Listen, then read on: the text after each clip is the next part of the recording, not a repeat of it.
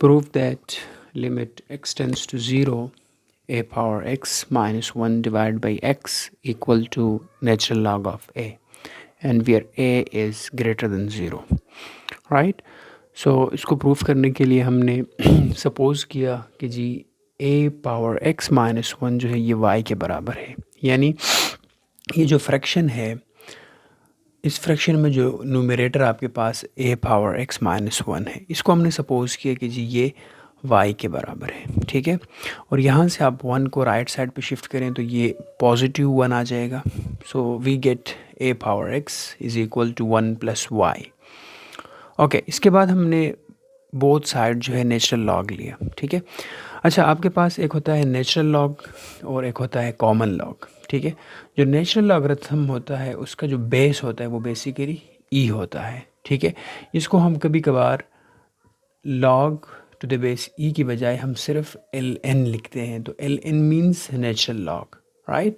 और एक होता है आपके पास कॉमन लॉगरिथम, तो कॉमन लॉगरिथम का जो बेस होता है वो आपके पास 10 होता है, ठीक है। इसको हम लॉग टू द बेस 10 लिखते हैं या सिंपली इसको LOG लिखते हैं, ठीक है। LOG जब भी लिखा आ जाए, यानी जिसका बेस ना हो, तो वो कॉमन लॉगरिथम होगा, और जब आपके पास LN लिखा आ जाए तो वो आपके पास हमेशा नेचुरल लॉगरिथम होगा और उसका जो बेस होगा वो E होगा, राइट। तो आप बजाय log to the base E लिखें या सिंपली LN लिखें तो दोनों का मतलब सेम होगा, राइट।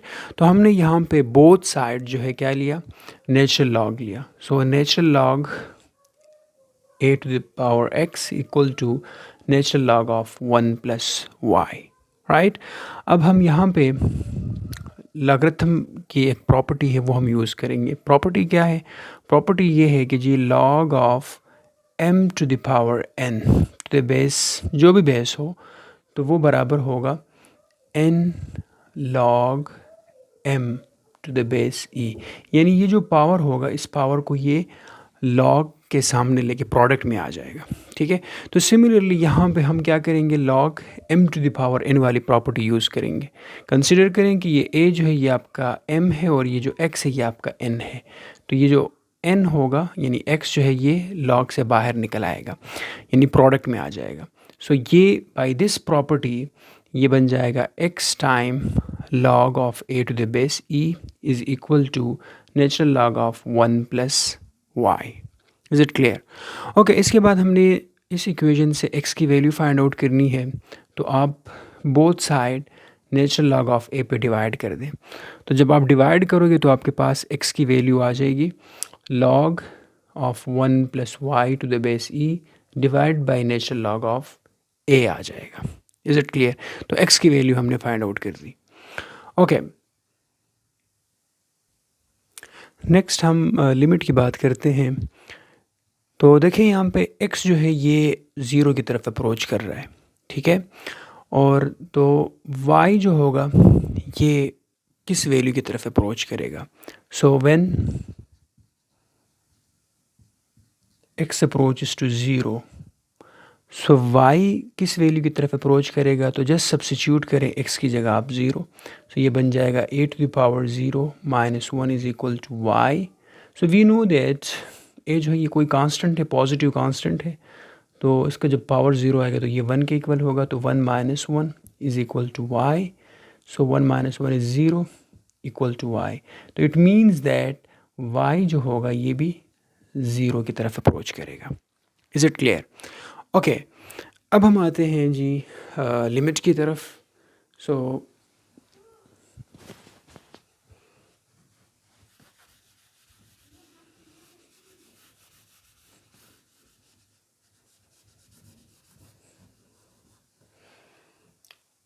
ओके, सो ये बात क्लियर हो गई कि जी when x tends to 0 implies that y tends to 0। Okay, so यहाँ से आ जाएगा limit x tends to 0 a to the power x minus 1 divide by x is equal to limit, अब a पावर x माइनस 1 ये हमने suppose किया था कि ये y के बराबर है, सो y डिवाइडेड बाय x की वैल्यू आपने यहाँ पे फाइंड आउट की है, तो x की वैल्यू आ जाएगी log 1 + y to the base e divided by log of a to the base e।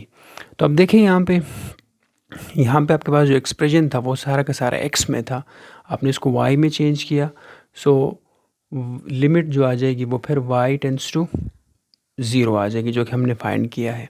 जब x जो है ये 0 की तरफ अप्रोच करता है तो y भी 0 की तरफ अप्रोच कर रही है। ठीक है, ओके, नेक्स्ट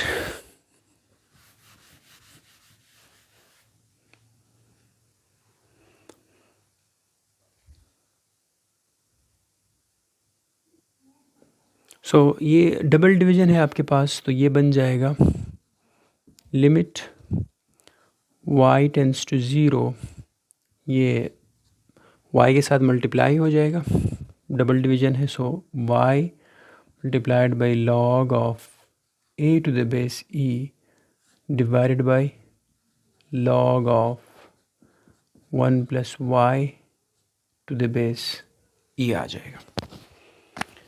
ओके, अब आप न्यूमरेटर और डिनोमिनेटर को y पे डिवाइड कर दें। ठीक है, so limit y tends to 0, जब न्यूमरेटर को y पे डिवाइड कर दोगे तो y के साथ कैंसिल हो जाएगा, तो आपके पास सिर्फ बच जाएगा log of a to the base e divided by log of 1 + y to the base e, और जब इसको डिवाइड करोगे तो ये लिख दोगे 1 divide by y, right. Okay, इसके बाद यहाँ पे आप देखें तो कोई y का फैक्टर नहीं है, ना कोई टर्म है, तो आप इसको लिमिट से बाहर निकाल सकते हो, तो ये बन जाएगा log of a to the base e limit y tends to 0 1 divided by, अब यहाँ पे अगेन हम log की प्रॉपर्टी यूज़ करेंगे कि log m to the power n को हम लिख सकते हैं n log m।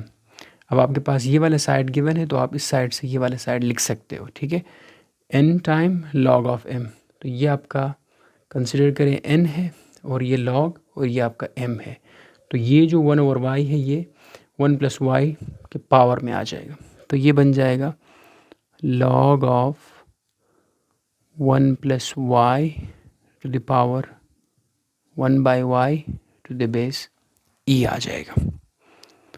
Is it clear?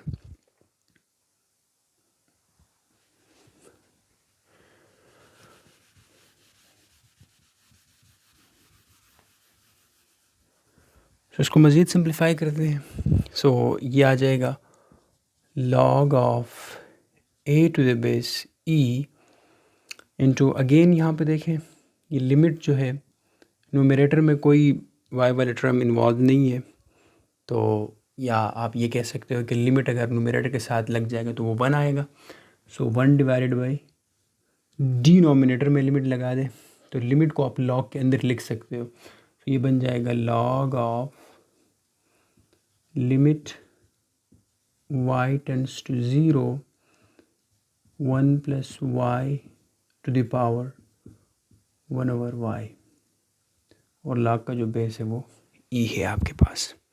Okay, अब यहाँ पे जो लिमिट का कंसेप्ट है वो हम यूज़ करेंगे, वो ये है कि वेल नोन रिज़ल्ट है हमारे पास कि जी limit x tends to 0 1 + x to the power, इस x का रेसिप्रोकल 1/x, ये हमेशा e के बराबर होता है। ठीक है,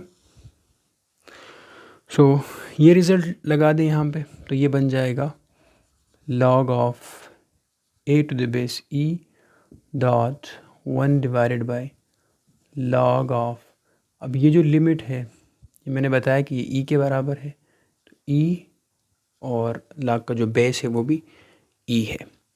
ठीक है, ओके, सो यहाँ से आपके पास बन जाएगा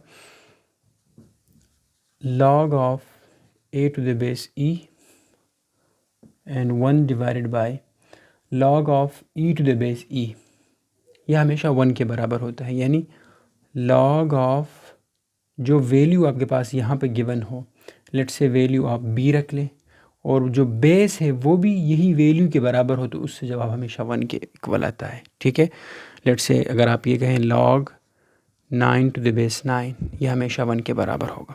ठीक है, तो सिमिलरली यहाँ पे वैल्यू और जो बेस है वो सेम है, तो ये यहाँ से 1 आ जाएगा।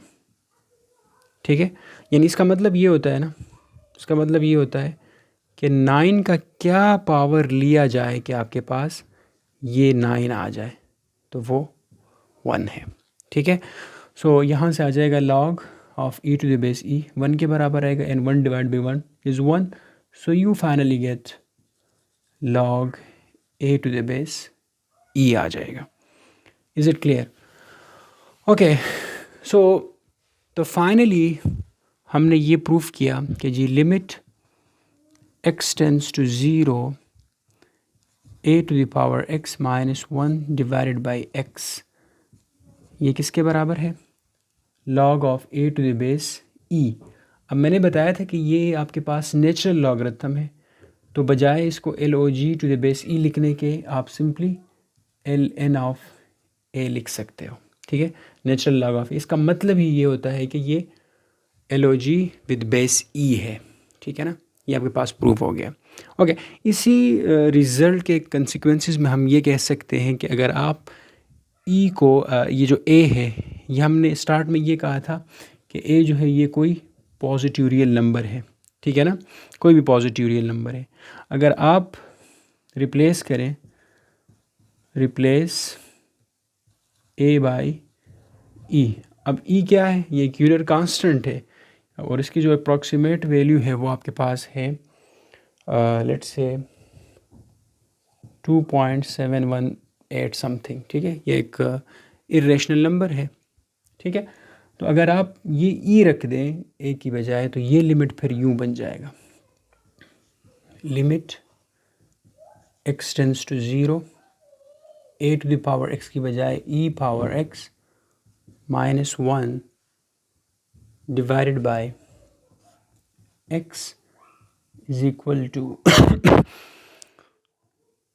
log ऑफ a की जगह क्या आ जाएगा? e और टू द बेस e, और हमें पता है कि ये किसके बराबर है? ये 1 के बराबर है।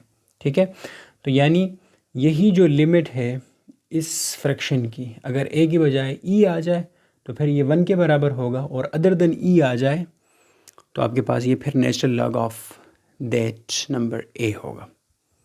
ठीक है।